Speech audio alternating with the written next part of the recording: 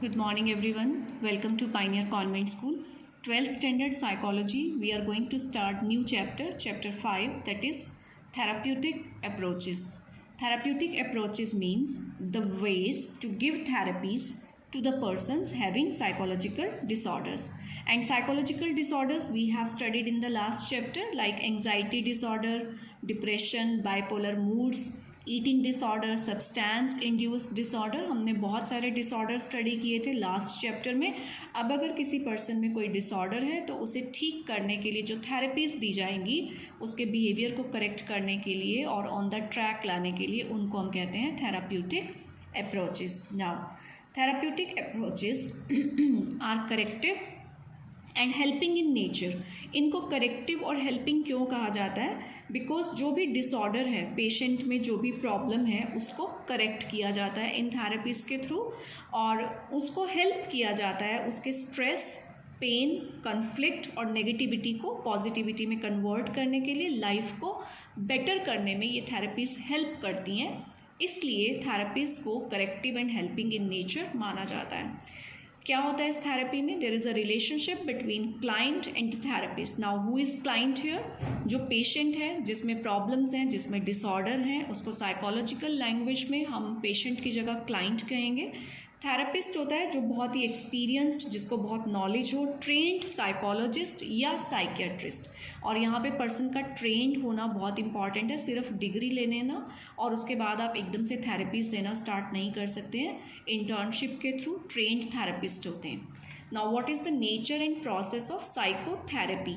Psychotherapy क्यों कह रहे हैं? क्योंकि हम साइकोलॉजिकल डिसऑर्डर्स को ट्रीट कर रहे हैं, इसलिए इसको साइकोथेरेपी कह रहे हैं. So psychotherapy is first of all a voluntary relationship. ये एक डिज़ायर्ड रिलेशनशिप होता है क्लाइंट और थेरेपिस्ट के बीच में. इट मीन्स क्लाइंट अपनी मर्ज़ी से, अपनी विल से और ट्रीटमेंट के लिए थेरेपिस्ट के पास आता है. अगर उसको फोर्सफुली भेजा जाएगा, जब तक उसकी खुद की विल नहीं है ठीक होने के लिए, जब तक उसका थेरेपिस्ट पे ट्रस्ट नहीं है, तो वो वहाँ पे जो थेरेपीज़ हैं वो सक्सेसफुल नहीं हो पाएंगी.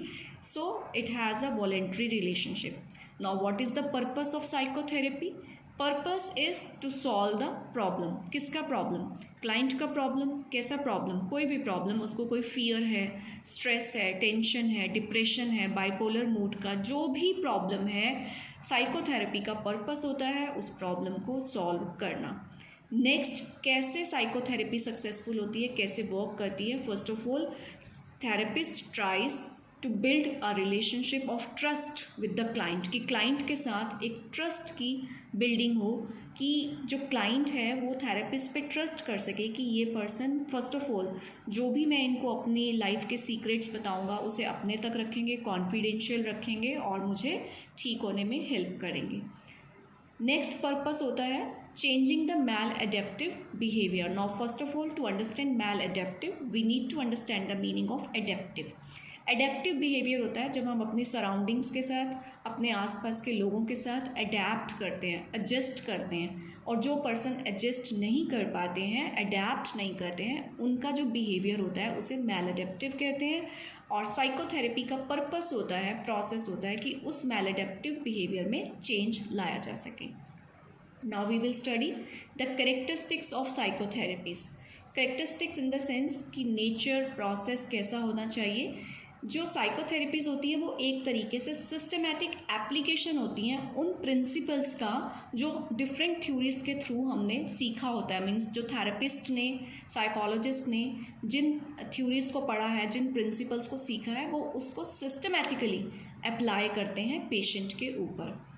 Person who had practical training. Psychotherapy सिर्फ वही पर्सन, वही थेरेपिस्ट देगा जिसकी प्रैक्टिकल ट्रेनिंग हुई है, जिन्होंने सिर्फ थ्योरेटिकल स्टडी किया, जैसे मैंने किया है, जैसे आप लोग थ्योरेटिकल स्टडी कर रहे हैं. तो ऐसा नहीं है कि यहाँ से जस्ट निकलने के बाद हम थेरेपीज दे सकते हैं. थेरेपीज देने के लिए पर्सन की प्रैक्टिकल ट्रेनिंग, इंटर्नशिप, ट्रेंड होना बहुत इम्पॉर्टेंट है. बिना ट्रेनिंग के, बिना इंटर्नशिप के अगर पेशेंट ट्रीट करने लगेंगे तो वहाँ पे प्रॉब्लम वर्स हो सकती है, बढ़ सकती है. बल्कि जो माइंडसेट करेक्ट डायरेक्शन में हमने लेके जाना है वो और ज़्यादा माइंडसेट उसका फॉल्टी हो सकता है. Now what is the next characteristic? This is an interaction between two people. Naturally दो लोगों के बीच में इंटरेक्शन हो रही है। Interaction in the sense communication है, कन्वर्सेशन हो रहा है। दो लोग मीन्स दो लोग कौन से हैं यहाँ पे? एक क्लाइंट है, एक थेरेपिस्ट है। उन दोनों के बीच में इंटरेक्शन होगी, बात होगी, तभी जो थेरेपिस्ट है वो क्लाइंट के माइंड को अंडरस्टैंड कर पाएगा और उसे करेक्ट डायरेक्शन दे पाएगा। और इस इंटरेक्शन का क्या रिजल्ट होगा? इससे रिजल्ट होगा एक थेराप्यूटिक रिलेशनशिप। एक ऐसा रिलेशनशिप बनेगा which is confidential first of all, क्योंकि जो एक थेरेपिस्ट है वो एक दिन में बहुत सारे क्लाइंट्स से मिलता है, वो बहुत सारे क्लाइंट्स की बातें सुनता है और हर क्लाइंट की डिफरेंट प्रॉब्लम्स होती हैं। तो वो एक क्लाइंट की प्रॉब्लम को किसी दूसरे क्लाइंट के साथ या अपने किसी फैमिली के साथ या फ्रेंड के साथ शेयर नहीं कर सकते, जो कि लीगली, एथिकली, मोरली रॉन्ग हो जाएगा अगर वो उसको शेयर करते हैं। तो इनके बीच में एक ऐसा रिलेशनशिप डेवलप होता है जो कि कॉन्फिडेंशियल होता है, इंटरपर्सनल मीन्स सिर्फ दो लोगों के बीच में रहेगा वो रिलेशनशिप, क्लाइंट और थेरेपिस्ट के बीच में, और उसके जो रिजल्ट निकलेंगे वो कुछ पॉजिटिव और प्रोग्रेसिव रिजल्ट होंगे, इसलिए इसको डायनामिक भी कहा गया है। सो ये हमारा करेक्टरिस्टिक्स हो गया। Now what are the aims of therapeutic approaches और थेरेपीज? थेरेपीज का एम क्या है? First of all client betterment, कि जो क्लाइंट है उसकी लाइफ बेटर हो जाए, उसकी प्रॉब्लम्स कम हो जाए और वो एक बहुत अच्छी लाइफ लीड कर सके। एंड लेसनिंग इमोशनल प्रेशर्स हैं तभी तो वो क्लाइंट है, तभी तो उसकी लाइफ में जो टेंशन है, स्ट्रेस है, पेन, कन्फ्लिक्ट, प्रेशर्स, उन सबको लेस करना एम होता है साइकोथेरेपीज़ का। जब हमारी लाइफ में कोई टेंशन हो जाए या स्ट्रेस हो जाए तो day to day life, day to day हमारी जो जॉब है, एजुकेशन है, सब अफेक्ट हो जाता है। तो साइकोथेरेपी का एम होता है कि उन सारी टेंशन्स को कम करें और हम एक पॉजिटिव ग्रोथ की तरफ जा सकें। देन मॉडिफाइंग हैबिट्स हमने लास्ट चैप्टर में भी स्टडी किया था कि जैसे ईटिंग डिसऑर्डर हो जाना, बहुत कम खाना या बहुत ज़्यादा खाने लगना, जैसे कि कोई सब्सटेंस एडिक्शन हो जाना, जैसे कि कुछ बच्चों में झूठ बोलने की बहुत हैबिट डेवलप हो जाती है और इतनी ज़्यादा हैबिट हो जाती है कि उनको वो अपना जो झूठ है वो सच लगने लगता है। तो इन हैबिट्स को मॉडिफाई करना भी, उसको हैबिट्स को करेक्ट करना, ये भी एक एम होता है। देन चेंजिंग थिंकिंग पैटर्न बहुत डिस्टर्ब हो जाता है, जैसे कि हम होपलेस फील करने लगें या डिप्रेशन हो जाए, बहुत नेगेटिव थिंकिंग हो जाती है, क्लाइंट कई बार बहुत अनरियल थिंकिंग में चला जाता है। तो थिंकिंग पैटर्न को लॉजिकल करना, रीजनिंग करना और करेक्ट करना। सेल्फ कॉन्फिडेंस बहुत लो हो जाता है जब इस टाइप की कोई प्रॉब्लम हो जाती है, डिप्रेशन है, टेंशन है, तो सेल्फ कॉन्फिडेंस को इंक्रीज़ करना भी एक एम है। सेल्फ अवेयरनेस को इंक्रीज़ करना, like to know yourself, कि क्लाइंट अपने आप को समझे, अपने आप को आइडेंटिफाई करे, अपनी स्ट्रेंथ को आइडेंटिफाई करे, पोटेंशियल आइडेंटिफाई करे और लाइफ में एक अच्छा मीनिंग सर्च कर सके कि ये मेरी लाइफ का पर्पस है। जब सेल्फ अवेयरनेस इंक्रीज़ होगी तो नेचुरली सेल्फ कॉन्फिडेंस इंक्रीज़ होगा, थिंकिंग पैटर्न चेंज हो जाएगा, थिंकिंग पैटर्न चेंज होगा तो हैबिट्स चेंज होंगी एंड हम पॉजिटिव ग्रोथ की तरफ मतलब कि स्टेप फॉरवर्ड हो जाएगा। नेक्स्ट है इम्प्रूविंग रिलेशंस एंड कम्युनिकेशंस। इतने स्ट्रेस और इतनी डिप्रेशन कई बार रिलेशनशिप को अफेक्ट कर देती है, तो साइकोथेरेपी का एम होता है रिलेशनशिप्स को इम्प्रूव करना। एंड साइकोथेरेपी में क्या होता है कि पेशेंट या क्लाइंट साइकोथेरेपिस्ट के साथ कम्युनिकेट करता है, उनको अपनी प्रॉब्लम्स डिस्कस करता है, उनके सॉल्यूशंस को सुनता है, तो एक तरीके से उसका कम्युनिकेशन इम्प्रूव हो जाता है। और जब कम्युनिकेशन इम्प्रूव होगा तो उसका अपने फैमिली मेम्बर्स के साथ, अपने सोशल सर्कल में भी वो कम्युनिकेशन जो इम्प्रूव होगा वो हेल्प करेगा रिलेशनशिप को इम्प्रूव करने में। फैसिलिटेटिंग डिसीजन मेकिंग, ये जो स्ट्रेस, टेंशन, डिप्रेशन, डिसऑर्डर्स होते हैं तो उससे डिसीजन मेकिंग पावर डिक्रीज़ हो जाती है, उसको करेक्ट ट्रैक पर लेकर आना, प्रॉपर फंक्शनिंग माइंड की इम्प्रूव करना, ये सब हमारा कहलाता है फैसिलिटेटिंग डिसीजन मेकिंग। ये भी एक एम होता है थेरेपीज़ का। इसके बाद हम स्टडी करेंगे थेराप्यूटिक रिलेशनशिप और अलायंस, मींस एक क्लाइंट के बीच में और थेरापिस्ट के बीच में जो रिलेशनशिप होता है उसको कहा जाता है थेराप्यूटिक रिलेशनशिप। इसको थेराप्यूटिक रिलेशनशिप क्यों कहते हैं, आई विल टेल यू। और इसको अलायंस भी कहते हैं जब दो लोगों के बीच में कोई रिलेशनशिप डेवलप हो।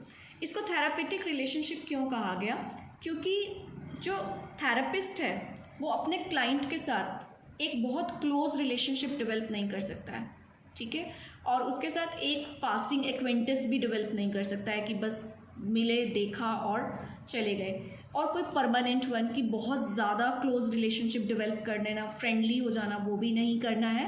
इसलिए इसको थेराप्यूटिक रिलेशनशिप कहते हैं, जो सिर्फ एक डॉक्टर और पेशेंट के बीच में जितना रिलेशनशिप होना चाहिए, और परमानेंट नहीं होना चाहिए, क्योंकि उससे क्या होगा कि क्लाइंट इमोशनली बहुत ज़्यादा थेरेपिस्ट पे डिपेंडेंट हो जाएगा, उसको लगेगा कि इस थेरेपिस्ट के बिना तो मैं कुछ कर ही नहीं सकता हूँ। इसलिए थेरेपिस्ट को इस रिलेशनशिप के ऊपर एक चेक रखना पड़ता है, ना तो ये बहुत कम होना चाहिए और ना ही बहुत डीप हो जाना चाहिए। नेक्स्ट, ये जो थेरेपिस्ट रिलेशनशिप होता है, ये जो अलायंस होता है, ये कॉन्ट्रेक्चुअल नेचर का होता है कि आपके पास मैं अपने पेन के लिए और अपनी प्रॉब्लम के लिए आया हूँ, ये पेन और प्रॉब्लम जैसे ही ख़त्म होगा, पेशेंट अपनी लाइफ में मूव अहेड हो जाएगा, वो आगे की तरफ चलेगा। लिमिटेड ड्यूरेशन का होता है, जब तक प्रॉब्लम है तब तक रिलेशनशिप है, उसके बाद नहीं रहेगा। अब थेरेपिस्ट को कैसा होना चाहिए? Therapist needs to be first of all accepting, कि जो भी पेशेंट अपने बारे में बता रहा है, थेरेपिस्ट उसको एक्सेप्ट करे, उसको जज नहीं करे। मान लो किसी पर्सन ने ये कह दिया कि बचपन में मैंने एक गलत काम किया, मैंने चोरी करी या मैंने मर्डर किया, तो थेरेपिस्ट डर नहीं जाए कि ओह ये तो मर्डरर है और वो पुलिस को कॉल कर ले। नहीं, थेरेपिस्ट को अंडरस्टैंड करना पड़ेगा कि जब इसने वो काम किया तो इसकी क्या फीलिंग्स थी। दैट इज़ कॉल्ड एम्पैथेटिक, कि थेरेपिस्ट को एम्पैथिक होना चाहिए कि वो क्लाइंट की फीलिंग्स को अंडरस्टैंड कर सके कि उसने उस ड्यूरेशन में कैसा फील किया होगा और अभी वो कैसा फील कर रहा है। Therapist should be genuine and therapist should be warm. Warm means gentle होने चाहिए, सॉफ्ट स्पीकिंग होने चाहिए, लविंग होने चाहिए, सो दैट क्लाइंट का थेरेपिस्ट के साथ एक अच्छा रिलेशनशिप बिल्ड हो और वो अपनी प्रॉब्लम्स को खुल के बता सकें। नॉट जजिंग होना चाहिए। आई हैव ऑलरेडी एक्सप्लेन्ड कि आप जज नहीं करें, कि थेरेपिस्ट जजिंग नहीं होना चाहिए कि पर्सन ने अगर कुछ गलत काम किया तो वो पर्सन गलत है। थेरेपिस्ट को अंडरस्टैंड करना पड़ेगा कि जो गलत एक्शन हुआ वो किस प्रेशर में हुआ और उसको कैसे, जो अभी उसको उसकी रिपेंटेंस हो रही है, उससे कैसे बाहर निकाला जाए। Showing unconditional positive regard. Therapist को एक अनकंडीशनल पॉजिटिव रिगार्ड देना होगा कि क्लाइंट ने जो भी एक्शन किया, जो भी उससे मिस्टेक्स हुई हैं, उसको जज नहीं करना। उन सब मिस्टेक्स को एक साइड छोड़ के उसको एक पॉजिटिव रिस्पेक्ट ही देनी है पेशेंट को, तभी हम पेशेंट को उस प्रॉब्लम से बाहर निकाल सकेंगे। Now you have to understand the difference between sympathy, intellectual understanding and empathy, क्योंकि एम्पैथी वर्ड बार बार आएगा जहाँ थेरेपिस्ट होगा कि हम बार बार कह रहे हैं थेरेपिस्ट को एम्पैथेटिक होना चाहिए। तो what is the difference between sympathy and empathy? Sympathy होती है जब किसी की सिचुएशन देखकर उसके ऊपर हमें पिटी होने लगे, हमें तरस आने लगे, दया आने लगे, तो ये नहीं होना चाहिए एक थेरेपिस्ट के अंदर। इंटेलेक्चुअल अंडरस्टैंडिंग होती है जब कोई दिमाग से सोचता है, जब वो उसमें इमोशंस और फीलिंग्स को फील नहीं कर पाता, तो intellectual understanding is not enough. तो एम्पैथी होनी चाहिए कि आप क्लाइंट की, पेशेंट की जो फीलिंग्स रही हैं उसको अंडरस्टैंड कर सकें, वो कैसा फील कर रहा है और क्या उसकी नीड्स हैं उनको अंडरस्टैंड कर सकें। That is called empathy. So students, we have done the introductory part of therapeutic approaches, nature, process, characteristics, aims of the therapeutic approaches and then relationship and how should be a therapist, वो हमने study किया। In the next video we will be starting our next topic of the same chapter. Till then, have a good day.